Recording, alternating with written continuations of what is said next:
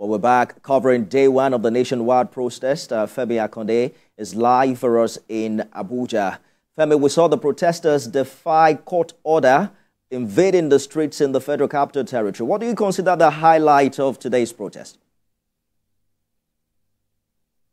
Well, it was pandemonium on the streets of Abuja when these protesters clearly defied court orders, came out of the gate of the MKO Abiola Stadium, National Stadium, marched through the streets into the Federal Capital City, straight into the heart of the city to gain entrance into Eagle Square. You recall that, they were claimed online that they had written to the FCT minister asking for permission to use the Eagle Square, but the FCT minister on his part also claimed that he did not get that letter. Before we saw that court injunction, restraining them to the MKO Abiola National Stadium.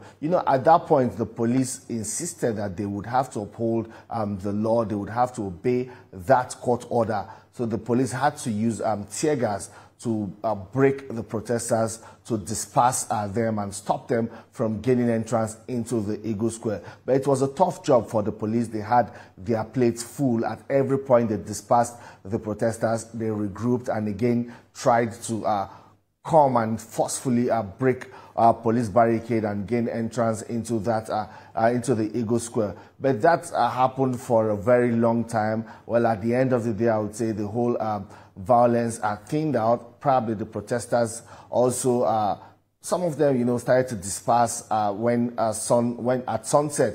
A lot of them started to disperse, and also when they were hearing reports of serious violence in other parts of the Federal Capital City, there were fears that this violence might also get into the heart of Abuja. At that point, some other protesters, had to exercise caution. Some of them had to disperse, and eventually the police was able to control the situation and gain control of the city center in Abuja. Femi.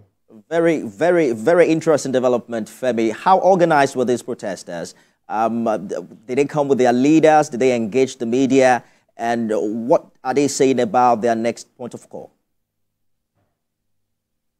Well, a lot of them engaged the media, but it was not clear who led or who were the leaders of these protests. I would say they were just a loose group of protesters with, different units, different groups coming together to just go on a protest.